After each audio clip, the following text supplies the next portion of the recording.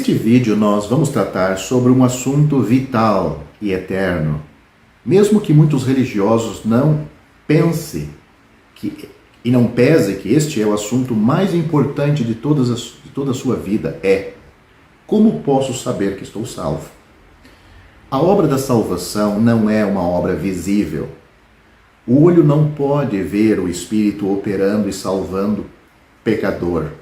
Aliás, selando e salvando este pecador. O ouvido não pode ouvir o pronunciamento do perdão do céu. Portanto, não há nada para ver ou ouvir no ponto da salvação. No entanto, a palavra de Deus diz que a salvação deve resultar de uma vida marcada pela obediência a Deus. Portanto, a prova da salvação deve tornar-se clara na vida do indivíduo que confessa. A Bíblia diz, portanto, se alguém está em Cristo, é nova criação. As coisas antigas ou velhas já passaram, eis que surgiram coisas novas. 2 Coríntios capítulo 5, versículo 17. No entanto, o fato é que a salvação não depende das boas obras, nem antes da salvação, nem depois. Caso contrário, seria uma salvação baseada em obras. A salvação repousa na fé em Cristo e na capacidade dele, de Cristo, de salvar, de perdoar. Ele pode perdoar porque cada reivindicação do trono de Deus foi atendida no Calvário. Portanto, o ladrão que confiou no Senhor Jesus no Calvário foi para o paraíso porque confiou no Senhor Jesus. Não porque teve oportunidade de fazer boas obras, nem antes nem depois de salvo. A Bíblia diz, pois vocês são salvos pela graça, por meio da fé. Isto não vem de vocês, é dom de Deus. Não por obras, para que ninguém se glorie. Efésios capítulo 2, versículos 8 e 9. Uma vez que todo cristão mantém a propensão para fazer o mal após a salvação, nossa salvação não pode depender de nossa capacidade de viver uma vida justa, nem depois de salvo.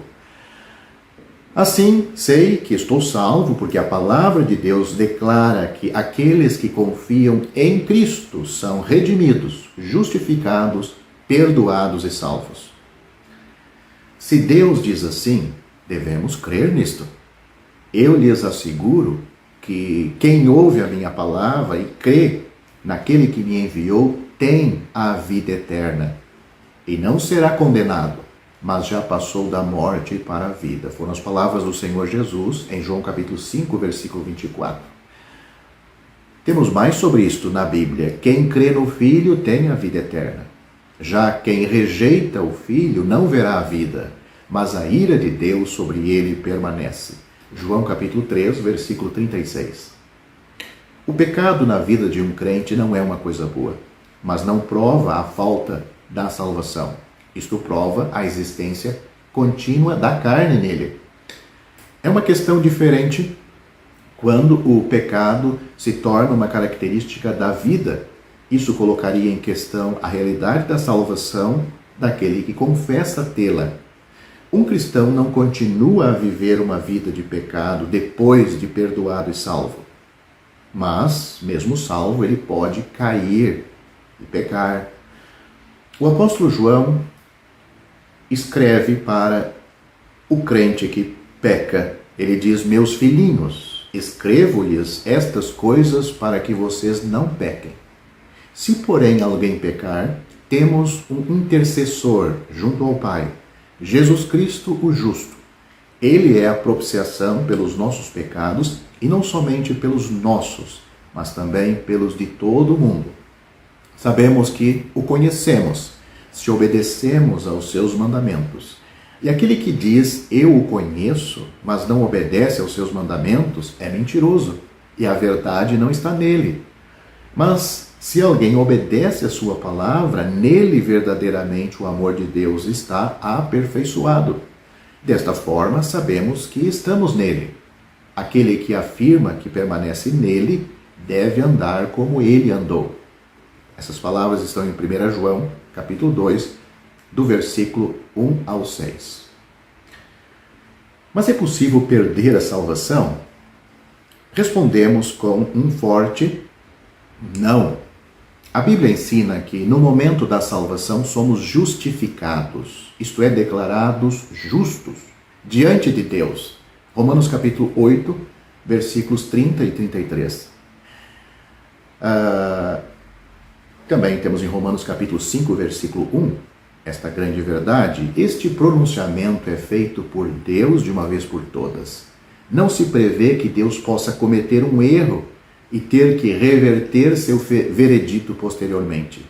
A justificação não trata apenas dos pecados passados, mas também trata de nós retrospectivamente e prospectivamente. A justificação confere um novo status e nos limpa de toda a culpa, seja culpa herdada de Adão, ou a posse de uma natureza pecaminosa, ou pecados ainda a serem cometidos. Estamos em uma nova posição, como já citei neste vídeo, 2 Coríntios capítulo 5, versículo 17. Portanto, a justificação não depende da minha retidão prática, não depende da minha capacidade de viver uma vida boa. É verdade que aqueles que são justificados devem viver uma vida justa, mas a justificação não depende da minha capacidade de merecê-la ou mantê-la. É óbvio que os cristãos podem pecar, como já frisamos neste vídeo. Qualquer um que afirme o contrário é mentiroso. O apóstolo João afirma isto em 1 João capítulo 1, versículo 8. No entanto, ao pecar, não significa que Deus nos rejeitou ou perdemos a salvação. Assim como Deus perdoou nossos pecados na salvação, na hora que nos convertemos, fomos salvos, quando nos justificou, também os pecados que prejudicam nossa comunhão com Deus podem ser perdoados pela restauração e perdão dos pecados. 1 João capítulo 1, versículo 7. Às vezes cometemos o erro de confundir uma profissão de salvação com a salvação real. No Evangelho de João, capítulo 1, versículo 23, havia pessoas que criam no Senhor Jesus, mas ele sabia que não eram genuínas, pessoas genuínas. Portanto, no mesmo Evangelho de João, mas no capítulo 6 agora, versículos 64 e 66, elas se afastam quando foram testadas pelas circunstâncias. Judas esteve com o Senhor Jesus por 3 anos e nunca foi salvo. Teve privilégios, mas isto não é garantia de que a pessoa seja salva. Pode ser alguém que cuide do dinheiro, das ofertas até de uma assembleia local. Isto não é garantia. Pode ser batizada, pode estar na comunhão da igreja, nada garante a salvação. Tenha em mente que o diabo acredita no Senhor Jesus no sentido de que acredita em sua existência e no que a Bíblia diz sobre ele, mas não crê no sentido de confiar nele. Leia Tiago capítulo 2, versículo 19. Aqueles que não progridem no caminho cristão podem não ser salvos, mas o fato de que uma pessoa salva pode pecar e cair não prova que ela nunca foi salva. Mas pecar não deve ser uma característica habitual da vida de um crente. Em última análise, o Senhor sabe quem é genuíno salvo, ou quem é genuinamente salvo e quem não é. É o que o apóstolo Paulo afirma em 2 Timóteo capítulo 2, versículo 19. O apóstolo João nos diz: amados, agora somos filhos de Deus e ainda não se manifestou o que haveremos de ser. Sabemos que quando ele se manifestar, seremos semelhantes a ele, porque haveremos de vê-lo como ele é. E assim mesmo se purifica todo aquele que nele tem esta esperança, assim como ele é puro. Todo aquele que pratica o pecado também transgride a lei, porque o pecado é a transgressão da lei. Sabeis também que ele, o Senhor Jesus, se manifestou para tirar os nossos pecados, e nele não existe pecado. Todo aquele que permanece nele não vive pecando. Todo aquele que vive pecando não o viu, não o conheceu. Filhinhos, não vos deixei enganar por ninguém. Aquele que pratica a justiça é justo, assim como ele é justo.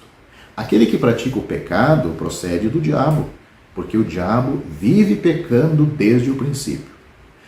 Para isto se manifestou o Filho de Deus, para destruir as obras do diabo. Todo aquele que é nascido de Deus não vive na prática de pecado, pois o que permanece nele é divino. Aliás, é a divina semente. Ora, esse não pode viver pecando, porque é nascido de Deus. O que eu acabei de ler, ou citar aqui no vídeo, está em 1 João capítulo 3, e eu li do versículo 2 ao 9.